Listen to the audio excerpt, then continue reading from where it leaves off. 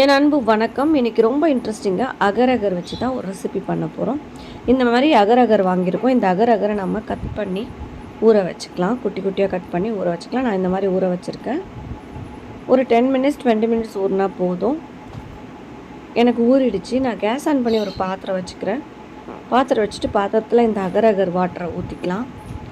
ஊற்றி நல்லா கொதிக்கட்டும். இந்த இளநீரை வச்சு தான் நம்ம ரெசிபி பண்ண போகிறோம், ஜல்லி பண்ண போகிறோம். இந்த மாதிரி இளநீர் எடுத்துருக்கோம். ஸோ அதுக்கப்புறம் கொஞ்சமாக இளநீர் தண்ணி எடுத்து வச்சுருக்கோம். அதனுடைய ஃப்ளேவர் மாறாமல் அப்படியே டேஸ்ட்டாக இருக்கும். இது நீங்கள் ட்ரை பண்ணி பாருங்கள் நண்பர்களே.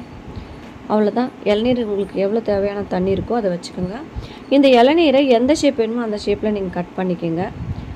கடிக்கும்போது அப்படியே வாய்க்கு வரும். ரொம்ப டேஸ்ட்டாக இருக்கும். இந்த அகரும் நல்லா கொதிச்சு வருது. நல்லா கொதிச்சு வரட்டும். ஒரு 2-3 டேபிள் ஸ்பூன் சர்க்கரை போட்டுக்கோங்க. ஆப்ஷன் தான், வேணும்னா போட்டுங்க, இல்லை நோ ப்ராப்ளம். அதுக்கப்புறம் கொஞ்சமாக தேங்காய் அந்த இளநீர் இருக்குல்ல, அந்த வழுக்கியை போட்டுக்கலாம். ஸோ நல்லா கொதிச்சு வரட்டும். உங்கள்கிட்ட இளநீர் இல்லைன்னா நீங்கள் தேங்காய் வச்சு கூட பண்ணலாம், சூப்பராக இருக்கும். கொஞ்சமாக போட்டுக்கலாம். அது கொதிக்கும் போது ஆல்மோஸ்ட் ரெடி ஆகிடுச்சு. இளநீர் தண்ணியும் ஊற்றிருக்கோம் நம்ம இதில். நல்லா ஆற விட்டுட்டு வேறு ஒரு பிளேட்டில் மாற்றி நான் ரூம் டெம்பரேச்சரில் வச்சிடறேன் ஃப்ரிட்ஜில். ஸோ ஒரு 10-15 மினிட்ஸ்லேயே செட் ஆகிடும். அந்த ஜல்லி பதத்துக்கு வந்துடும். அவ்வளோதான். நான் வெளியில் எடுத்துட்டேன். செட் ஆகிடுச்சு சூப்பராக.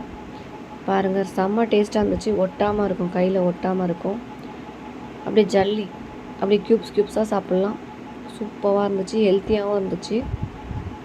ஸோ இளநீர் ரொம்ப நல்லது. இந்த தேங்காயும் நல்லது. இந்த இளநீரோட வழுக்கையும் ரொம்ப நல்லது. அவ்வளோதாங்க. இதை நான் கட் பண்ணி உங்களுக்கு காமிக்கிறேன். ரொம்பவும் டேஸ்டான அகர் வச்சு இளநீரையும் ஊற்றி அந்த இளநீரோட வழுக்கையும் ஊற்றி நம்மளுக்கு ரொம்ப டேஸ்டான ஒரு ஜல்லி ரெடி ஆகிடுச்சு. இளநீர் ஜல்லி தான். உங்கள் வீட்டில் நீங்கள் இந்த மாதிரி ட்ரை பண்ணி பாருங்கள். ரொம்ப டேஸ்ட்டாக இருந்துச்சு. செம்மையாக இருந்துச்சுங்க. நீங்களும் கண்டிப்பாக ட்ரை பண்ணி பாருங்கள். புதுசாக யாராச்சும் பார்க்குறதா சப்ஸ்கிரைப் பண்ணிவிடுங்க. உங்கள் ஃப்ரெண்ட்ஸ் அண்ட் ஃபேமிலிக்கு ஷேர் பண்ண மறந்துடாதீங்க. ஸோ மீண்டும் சுவைக்க தூண்டும் ஹானாஸ் கிச்சன் தமிழ் வேறொரு இன்ட்ரெஸ்டான ரெசிப்பியில் நான் உங்களை சந்திக்கிறேன். தேங்க்யூ.